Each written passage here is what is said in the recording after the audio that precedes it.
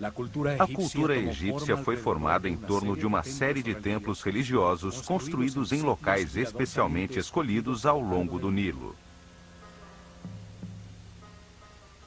Para os sacerdotes egípcios, qualquer forma no universo que cresça exteriormente necessita de um receptor que permita seu desenvolvimento no tempo. Os templos foram os tais receptáculos que permitiram o desenvolvimento de sua civilização. Cada templo expressou uma tomada de consciência diferente sobre o universo. Seu objetivo era transmitir à sua sociedade os diversos princípios fundamentais, as verdades distintas. Isto permitiu que cada templo atuasse como um órgão distinto no país, com funções diversificadas, dedicado a ensinar e explorar um tema religioso diferente. Assim eram vistas as casas de Deus. Durante milhares de anos, as fronteiras do reino dos faraós no Egito, discípulos da sabedoria dos sacerdotes do Olho de Horus, foram respeitadas por todos os impérios asiáticos. Nunca quiseram ampliá-las e em seu interior existia um lugar de paz se comparado à anarquia universal.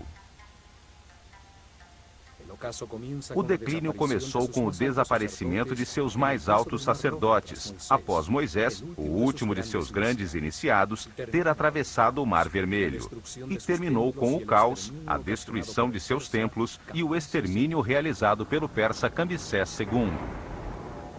Após a morte de Ciro, o maior governante da Ásia, e que manteve uma relação de paz e respeito com o Egito, seu filho Cambyses II assumiu o poder para comandar o exército mais poderoso da época.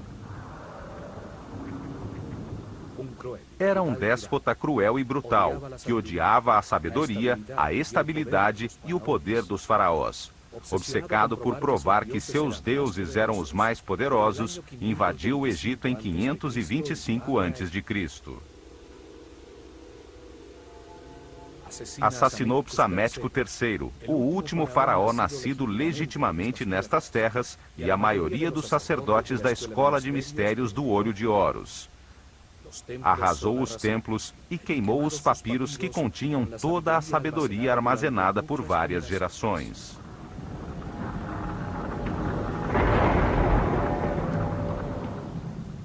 O conhecimento se converteu em escuridão, e a antiga sabedoria egípcia desapareceu junto com seus altos sacerdotes. Cambyses II estabeleceu uma cruel servidão que duraria 200 anos, até a chegada de Alexandre o Grande em 322 a.C., recebido como salvador pelos egípcios. Alexandre ordenou a reconstrução de seus templos e, após sua morte, Ptolomeu I, um de seus generais, deu início às dinastias ptolemaicas que viriam reinar por quase 300 anos. O templo dedicado a Hathor, que já existia em Dendera desde 5400 a.C., foi reconstruído pelos reis macedônios como um método piedoso para legitimar o seu poder.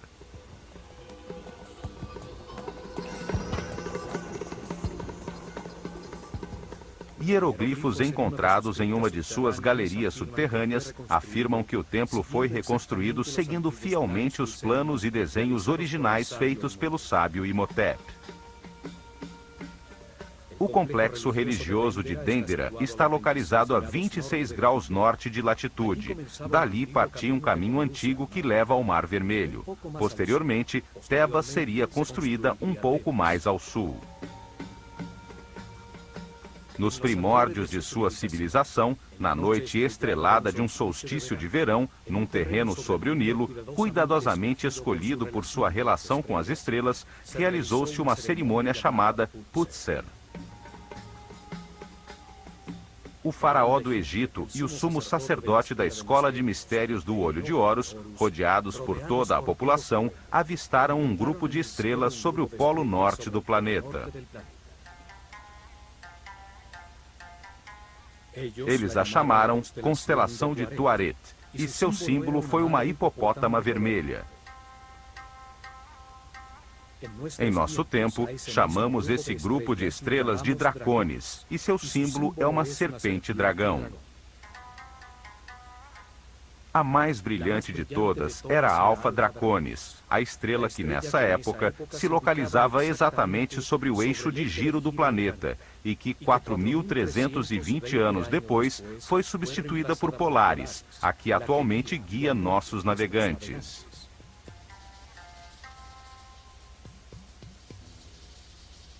O avanço do sistema solar em seu giro ao redor do centro da galáxia determina que durante esse ciclo de 25.920 anos, 6 estrelas diferentes brilhem sobre o polo.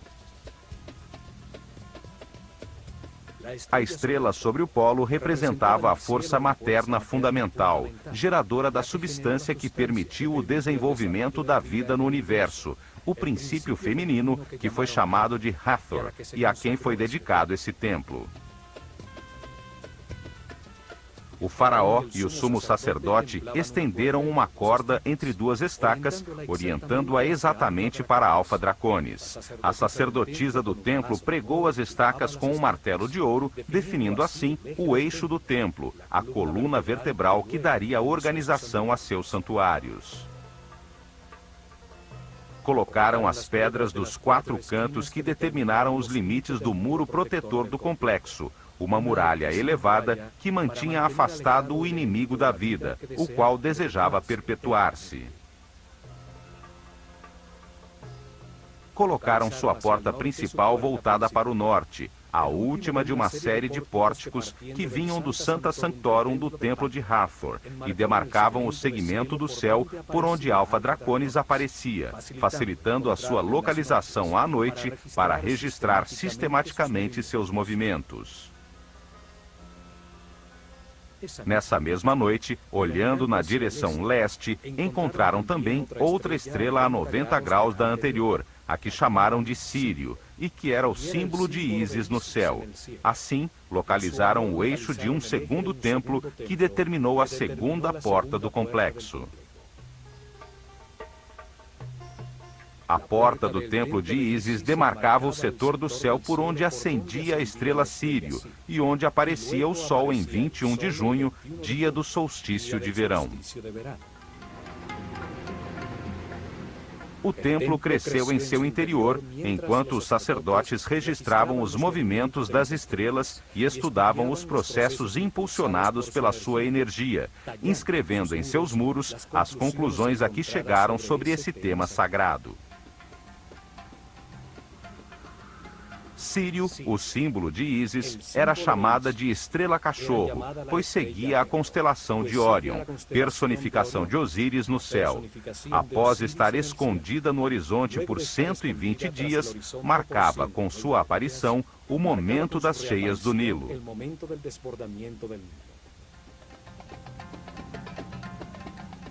Então permanecia visível durante 40 dias, o mesmo tempo que duravam as inundações. Esta correlação fez com que Sírio se tornasse muito importante para a vida do país, que dividia o ano em 3 estações, chamadas de tétrames, que eram determinadas pelas enchentes do Nilo. As festividades do ano começavam com a cheia do Nilo, e Sírio marcava com sua reaparição no céu esta importante data. Quando a estrela desaparecia, o rio recuperava seus níveis normais. O calendário e a sincronização da vida egípcia com o sol e as estrelas era tão importante que o faraó do Egito, ao assumir suas funções, deveria jurar que nunca alteraria as datas do calendário. No entanto, o dia em que Sírio reaparecia no céu dependia da latitude do templo onde era esperada, pois na Elefantine do Sul se via a estrela 7 dias antes do que na Bubastis do Norte. Por esta razão, os sacerdotes também usavam o sol como relógio para determinar a duração do ano, pois o solstício de verão coincidia com a reaparição de Sírio. Em Dendera, frente ao horizonte do templo de Ísis, primeiro Sírio ascendia no céu, e depois o sol aparecia. Ao amanhecer do dia do solstício de verão, Sírio e o Sol marcavam em um relógio cósmico o início do Ano Novo Egípcio. Em uma cerimônia no terraço deste templo, era acendido o fogo novo para todo o país.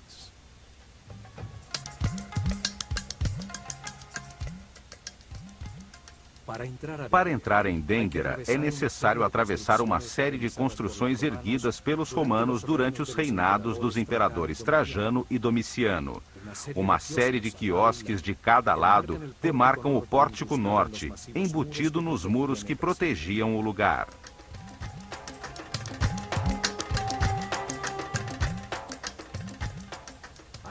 Ao atravessar-se o pórtico, aparece ao fundo, com seu eixo principal orientado para o norte, a fachada com as 6 colunas atóricas do imponente templo principal, dedicado ao estudo das estrelas. Muito perto da entrada do complexo, encontra-se uma capela dedicada ao nascimento de Horus, construída pelos romanos durante o reinado do imperador Augusto. Aqui era celebrado o momento da iluminação, quando Ísis dava à luz, simbolicamente, o filho de Osíris. Em seus muros estão talhadas as cenas de amor de Ísis e Osíris, o nascimento e a apresentação do menino e a cena deste na roda da olaria, quando Deus lhe dá sua forma material.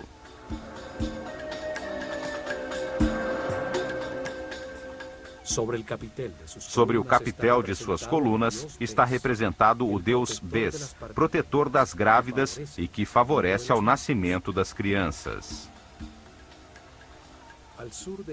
Ao sul desta capela, encontram-se as ruínas de uma basílica cristã construída no século V d.C., época em que os rostos dos personagens sagrados foram cuidadosamente destruídos nos muros dos templos.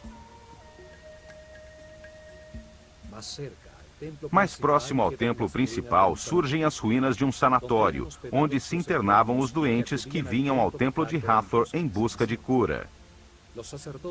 Os sacerdotes do templo usavam seus conhecimentos de medicina para ajudar ao povo no plano material. Hathor, a força feminina multiplicadora da vida, era reverenciada como uma figura compassiva. O povo percorria grandes distâncias para orar em seu templo, banhar-se em suas piscinas sagradas e receber os remédios e cuidados de que necessitavam.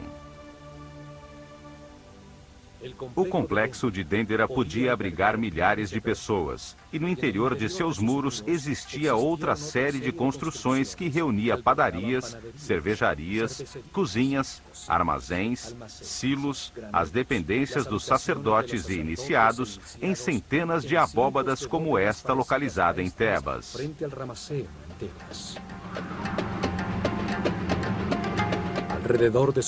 Ao redor de seus muros externos, o povo construiu suas casas. Daí surgiu um polo de desenvolvimento sob o cuidado dos guardiães do conhecimento, os sacerdotes do olho de Horus.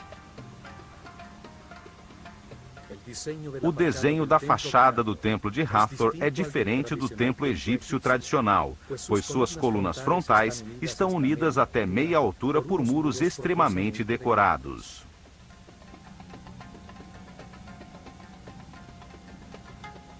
Seu acesso se faz através das 18 colunas do Salão da Vida, que sustentam um elevadíssimo céu raso, totalmente talhado com informações sobre os astros e seus movimentos, sendo a abóbada deste céu sustentada simbolicamente pelas colunas de Hathor.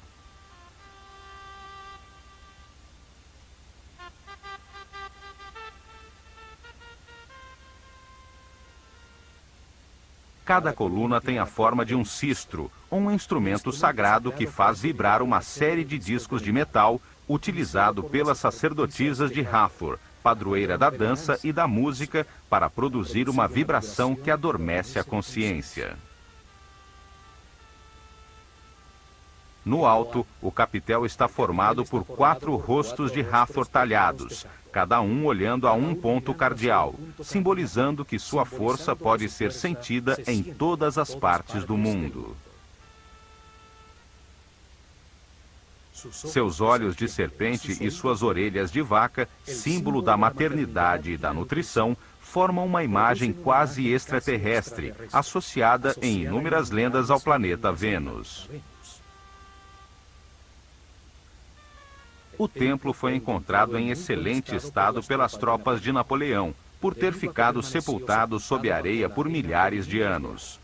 Converteu-se em refúgio para as tribos nômades que, com suas fogueiras, defumaram as cores do belo céu raso. No céu raso deste grande salão, os últimos sacerdotes de Dendera talharam as tábuas astronômicas que ainda conservavam, produzidas por várias gerações de sacerdotes, de forma a impedir que este conhecimento desaparecesse para sempre. Todas as constelações que formam os signos do zodíaco aparecem representadas em suas barcas simbólicas, com imagens do Nut, o símbolo dos céus, que devorava o sol todas as noites para que renascesse ao amanhecer.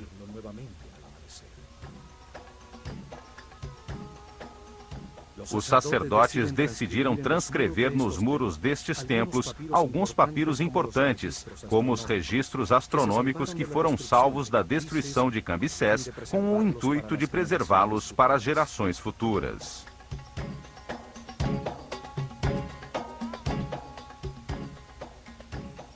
Neste salão, chamado de A Casa da Vida, os escribas trabalhavam nos papiros sagrados, nos tratados teológicos, nas orações dos rituais, nas tabelas de registros astronômicos.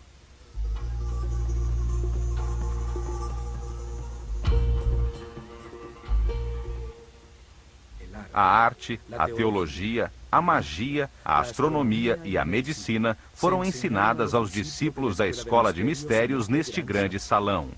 Aqui foi registrada a mudança regular e sistemática das constelações circumpolares para acompanhar a precessão dos equinócios. Atravessando o altíssimo salão, chega-se ao Salão das Aparições, uma câmara mais baixa sustentada por 6 colunas, de onde surgia da penumbra de seu santuário a brilhante estátua dourada da deusa Hathor, ao sair para as cerimônias religiosas e procissões. Na sua parte superior, encontram-se as capelas dedicadas a Osíris, o símbolo do processo de aperfeiçoamento vivido por todo ser humano através da reencarnação, para transmutar em muitas vidas sua animalidade original e se converter em um super-homem. Uma das capelas tem o famoso zodíaco de Dendera, que ilustra como ocorre este processo enquanto o sistema solar dá um giro ao redor da galáxia, e a outra ilustra o mito de Osíris. Em torno deste salão se encontram os 6 salões dos rituais diários. O primeiro guardava os objetos dedicados ao culto. O Salão da Purificação, que tem uma porta que conduz ao lago sagrado, era utilizado ao amanhecer em seus rituais de limpeza. Os templos tinham um lago sagrado, escavado até chegar-se ao nível do lençol de água da região, forrado de pedra e com uma série de escadas que permitiam aos sacerdotes entrar na água para purificar-se antes do início de seu serviço no templo. No salão seguinte, organizavam-se os ofícios. Conduzia ao corredor de acesso à escada de caracol que chega ao terraço do templo, utilizada às noites no registro da abóbada celeste. Do lado esquerdo, o salão do fundo comunicava-se com o exterior para receber as oferendas que todos os dias o povo levava a seus guias espirituais. Os mantimentos e animais dedicados ao sacrifício eram armazenados e preparados nas 2 outras câmaras. Pelo Salão das Aparições, chega-se ao corredor das 2 escadas do templo. À direita, a escada de caracol simbólica por onde subia a procissão que levava o santuário portátil, a barca de ouro com a imagem de Hathor, até o terraço para aguardar a aparição do sol no solstício de verão. Simboliza a escada da luz. Cada degrau, a vida mais acima na escala da consciência, a matéria que se eleva até o espírito.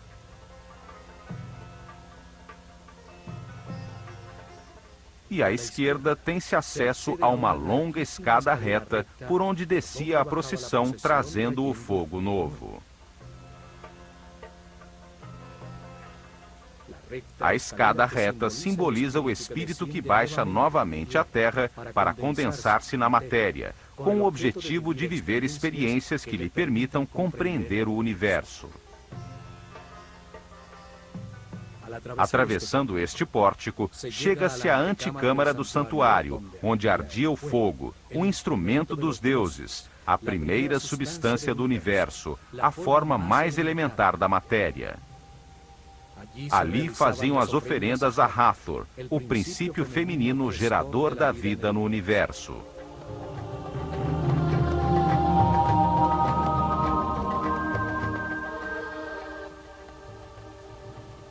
À esquerda deste salão estava a capela onde guardava-se a barca de ouro, o santuário portátil, símbolo do movimento físico do Sol. A barca da vida era usada para levar a imagem de Hathor no dia da lua nova, no terceiro mês do verão, durante o festival do Belo Encontro, em uma procissão florida pelo Nilo até o templo de Horus, em Edfu.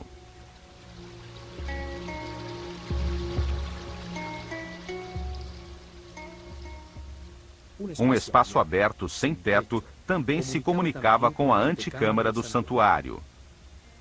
Frente a ele estava a chamada Capela Pura.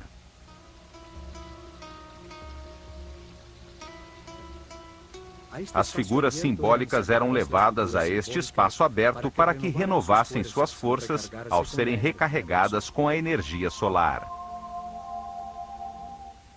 À medida que se adentra, o templo torna-se mais escuro, os tetos mais baixos e as portas mais estreitas. O chão se eleva para demarcar claramente o santuário até a estrela Alfa Draconis, sobre as cabeças dos espectadores das cerimônias.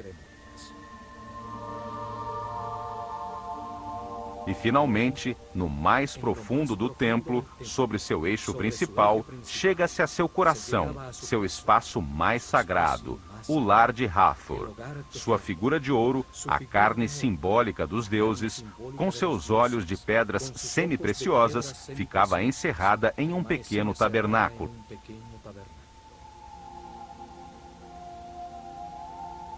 Somente o faraó e os mais altos sacerdotes da escola de mistérios do Olho de Horus podiam entrar aqui após uma intensa cerimônia de purificação com água.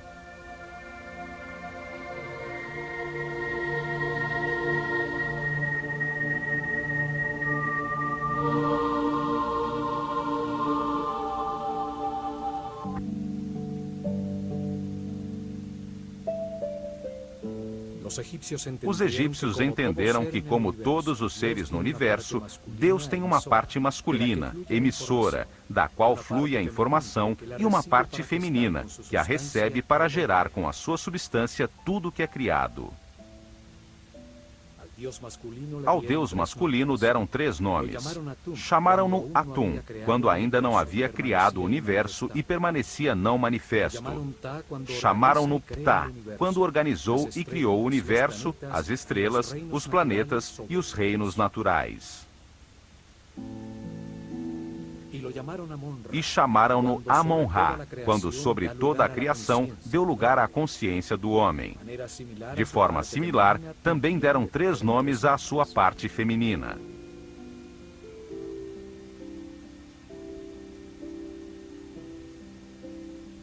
Chamaram-na de Nun, quando era apenas uma substância homogênea, virginal, sem forma, em estado de perfeito equilíbrio, o líquido amniótico do universo não manifesto. Chamaram-na Sekhmet, quando se polarizou em duas forças opostas, e a transformaram em uma substância radiante, em fogo, um princípio multiplicador em movimento que gera Nefertum, o universo que reconcilia e harmoniza temporalmente as forças opostas. O fogo produz o movimento, o tempo e o espaço. Sua intensidade que coagula produz os estados sucessivos da matéria, o ar, a água, a terra e, por último, a força da vida, representada por Hathor, a substância que gera e multiplica as consciências que experimentam o espaço-tempo. E a chamaram de Mut, quando gerou as quatro forças que impulsionam a consciência evolutiva do homem. As quatro forças são Osíris, Ísis, Set e Neptis. Entendendo Hathor desta forma, ela é a barca da vida, a barca da luz. Representa o amor, a grande matriz das consciências do universo, a barca do norte, que contém o princípio de toda a natureza. Aqui em seu tabernáculo, Hathor, a força da vida, recebia as preces dos que queriam prolongá-la ou curá-la.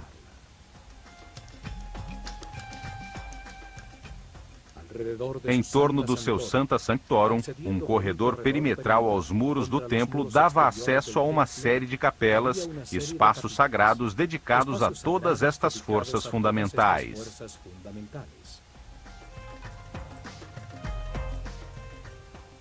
Estas capelas eram reconhecidas desde fora pelos desenhos talhados de seus símbolos sagrados no muro exterior do templo e permitiam que o povo que não podia entrar, pois só tinham acesso os sacerdotes e os iniciados, orasse e pedisse ajuda às forças fundamentais do universo.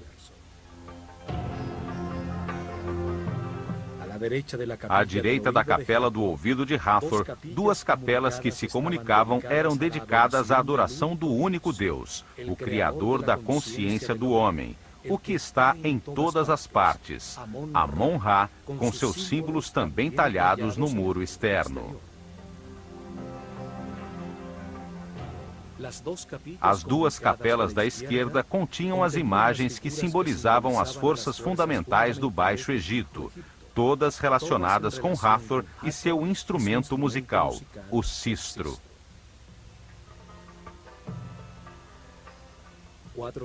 Quatro santuários à direita, dedicados a Horus, a Sokar, a Ísis e, por último, ao Nomo de Dendera, o patrono ou santo da região do Egito onde se localizava o templo. Havia outra capela que continha o colar de Menat, um colar utilizado pelo sumo sacerdote nas cerimônias e procissões, com 4 imagens de Hathor, cada uma com um trono simbólico na parte de cima. Os 4 tronos representavam os poderes supremos do universo: o amor, a sabedoria, a força infinita da vontade divina e a harmonia. Sob o piso destes espaços existia uma série de criptas onde eram guardados os elementos mais sagrados, as peles escritas e papiros mais secretos relativos à revelação deste templo.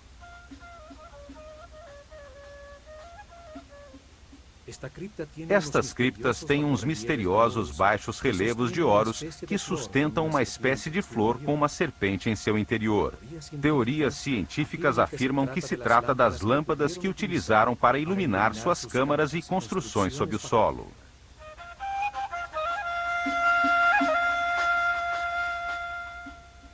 Ao subir a escada reta, chega-se ao terraço, o espaço dedicado ao registro da abóbada celeste. No canto sudoeste do terraço, encontrava-se o quiosque onde os sacerdotes esperavam a aparição das estrelas e a saída do sol no ano novo que acendia com seus raios o novo fogo.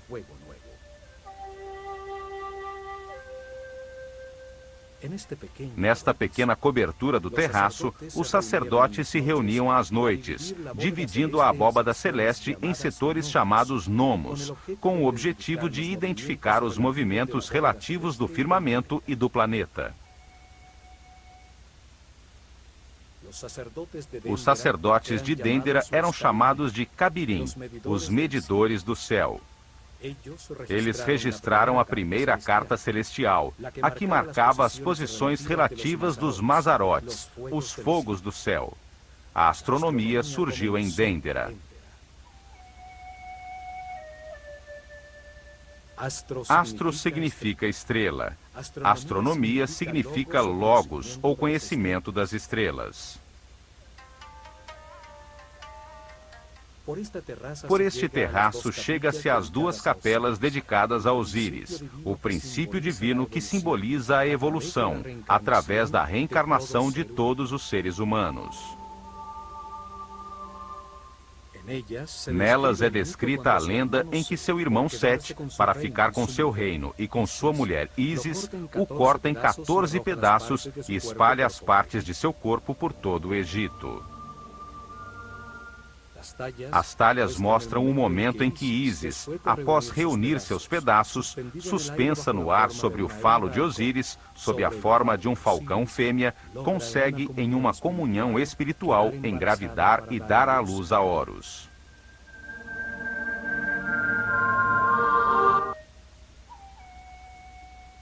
No teto da segunda capela encontra-se o chamado Zodíaco de Dendera, uma imensa lousa de pedra com uma talha da abóbada celeste em torno do Polo Norte, como era visto em 700 a.C., durante o solstício de verão à meia-noite. É uma cópia da lousa original que encantou Napoleão ao entender seu profundo significado e que se encontra hoje no Museu do Louvre, em Paris. Em uma capela como esta, neste mesmo lugar e durante milhares de anos, os sacerdotes do Olho de Horus estiveram atualizando periodicamente, sobre um papiro, um mapa dos céus como este.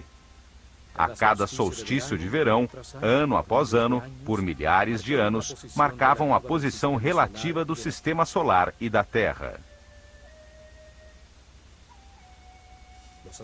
Os sacerdotes que sobreviveram ao persa Cambyses II talharam na pedra para a posteridade um grafismo que se salvou da destruição, com uma das últimas atualizações do mapa celestial, tal como era visto em 700 a.C., durante o reinado do faraó Taharka, na 25ª dinastia.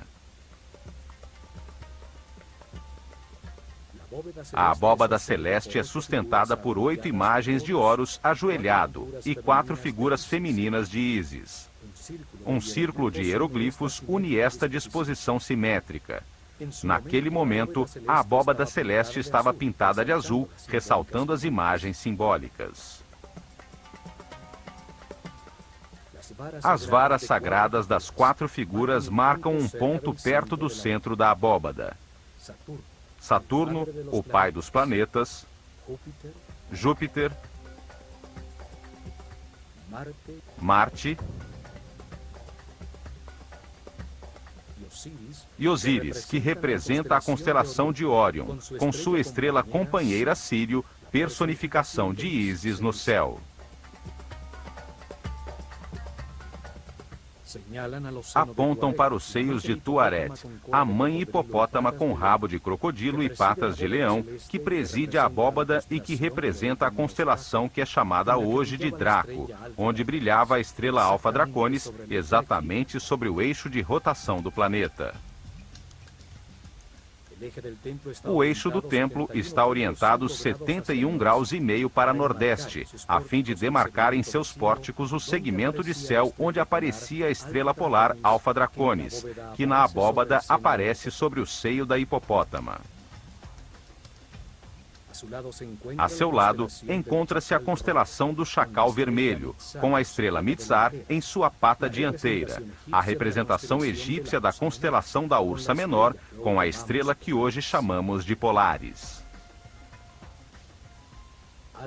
Alpha Draconis, sob o seio de Tuaret, está fora do ponto central da abóbada, marcando o desequilíbrio necessário para que exista o movimento elíptico do universo, que fará com que a estrela Polaris, que se encontra no centro da abóbada, se situe sobre o eixo do planeta. A estrela polar, ao redor da qual parece girar a abóbada celeste, era muito importante para os egípcios, pois representava a energia sobre o eixo de rotação do planeta, sobre sua coluna vertebral, que organiza os órgãos de todo ser vivo, desde um inseto a um homem ou um planeta. Além disso, durante o reinado de Senéfro, muito antes da construção da Grande Pirâmide, seus sacerdotes haviam profetizado que quando Alpha Draconis fosse substituída por Polaris, chegaria o fim de sua civilização, como descrito no papiro de Nefer-Rohu. O templo de Hathor estava orientado para registrar as constelações situadas em volta do eixo de rotação da Terra, as 6 constelações circumpolares, cuja energia atinge o planeta há muito mais tempo e de forma mais direta que as constelações zodiacais. Em uma época em que o dia e a noite eram como a vida e a morte, o setor do céu sobre o polo, onde as estrelas eram sempre visíveis, contrastando com as que ascendiam e desapareciam, representavam os poderes da escuridão que a luz nascente do sol fazia desaparecer. A escuridão inicial, a mãe escuridão, o espaço vazio, o caos, eram representados por esta hipopótama vermelha. Ao sair da água, os hipopótamos transpiram um líquido vermelho. A água do Nilo, ao transbordar e invadir a terra, tornava-se vermelha devido ao óxido de ferro. O vermelho simbolizava a fonte materna. A seu lado se veem também as outras constelações circumpolares, como a constelação da Pata, com sua estrela Mesquet, hoje denominada constelação de Cefeus, com sua estrela Alfir, e a constelação de Hércules. A partir da estrela sobre o polo, dividiram o céu à sua volta em 12 setores principais, com 30 graus cada um. As constelações de estrelas que continham os decanos, uma série de 36 estrelas muito brilhantes, pelas quais o sistema solar passa em sua viagem pela galáxia. O sistema solar e o homem, ao atravessar cada um dos 12 setores em que as estrelas foram agrupadas, recebia uma influência energética diferente que impulsionava nos espíritos encarnados, em cada momento, um processo diferente de aperfeiçoamento. Para explicar que processo impulsionava cada grupo de estrelas, usaram animais, que representavam um nível evolutivo diferente da consciência em seu caminho de reencarnações, para a aquisição de sabedoria pela experimentação em um universo de polaridades contrastantes, de luz e escuridão, o círculo de animais ou zodíaco.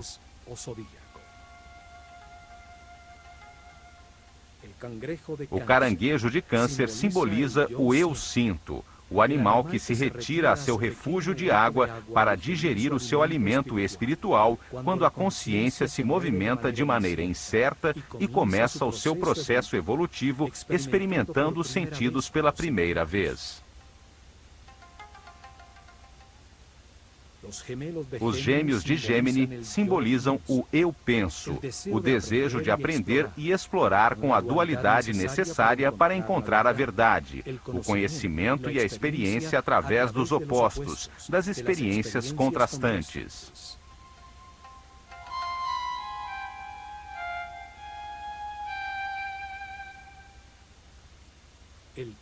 O touro de Taurus desperta a maternidade das fêmeas, impulsiona os processos com o eu tenho, as posses materiais, a raiz que permite à terra receber o poder da vida para dar fruto, a fertilidade.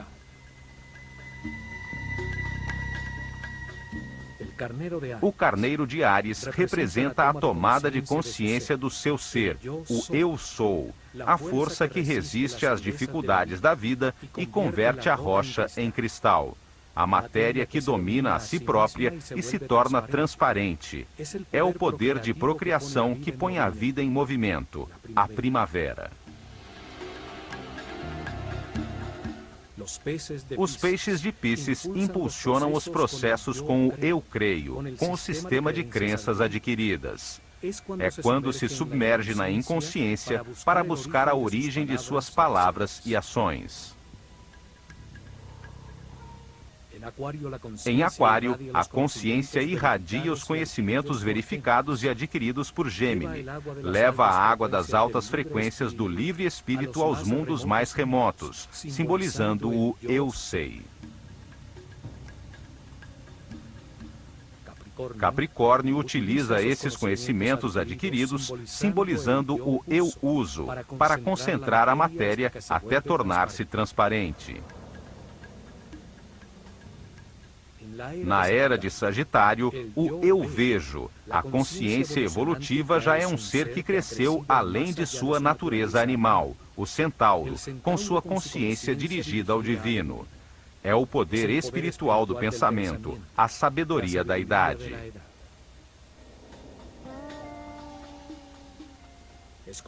Escorpião simboliza o eu desejo. É o animal que pode se matar com seu próprio veneno. Uma era em que se vivem experiências para entender que o universo é perfeito e que se tem tudo o que é necessário para a felicidade. Não há que se desejar nada. A balança de Libra simboliza o eu equilíbrio. Aprende-se a ceder, a ser flexível ante todas as situações da vida para atingir a harmonia. Todas as experiências são medidas. Conserva-se apenas o que for valioso. Virgem simboliza o eu analiso. É quando se colhe a safra, a maternidade do universo e se vivem processos para aprender a não reagir, a pensar antes de falar. E por fim, Leão, o símbolo do eu posso, o rei dos animais, o grande pai do zodíaco. A força do fogo que verificou todas as verdades, experimentando na própria carne os resultados de suas decisões, em milhões de situações ao longo de muitas reencarnações. Neste ponto, o homem deixa de identificar-se com seus instintos animais, sua consciência deixa de ser um estábulo onde vivem suas paixões descontroladas. Abandona o círculo dos animais. Leão se projeta sobre Câncer, a porta para a escala seguinte do universo, onde, como guia dos processos de outras consciências, serão experimentadas situações de mais responsabilidade, para seguir seu caminho do aperfeiçoamento de volta a Deus. O processo evolutivo está completo quando, ao longo de muitas reencarnações, as 12 energias fundamentais são recebidas e os diferentes processos que elas geram são experimentados.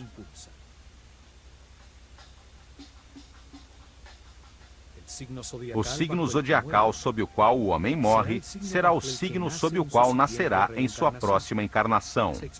Em cada vida, experimenta diversas personalidades, sob a influência de forças diferentes, à medida em que o Sol avança em seu giro pela abóbada celeste.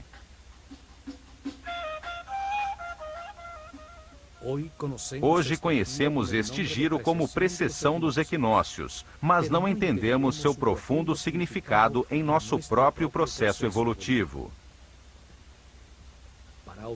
Para o Ocidente, não existe aperfeiçoamento espiritual como um processo de muitas reencarnações. Este mapa celestial comprova os conhecimentos astronômicos e filosóficos dos sacerdotes da escola do Olho de Horus, que entenderam a vida no universo como um processo desenhado por Deus para converter um animal ignorante em um super-homem sábio. Subindo por uma escada com degraus semi-suspensos contra um muro talhado com hieroglifos, chega-se ao terraço superior do templo. Ali ainda se conservam as fendas que sustentavam os instrumentos usados pelos sacerdotes para registrar, de forma adequada, os movimentos dos astros. O templo de Hathor registrava os movimentos das estrelas polares. Ali era acompanhada a troca de Alfa Draconis, que no ano 4320 a.C. brilhava sobre o Polo Norte, por Polaris, estrela que hoje orienta nossos navegantes.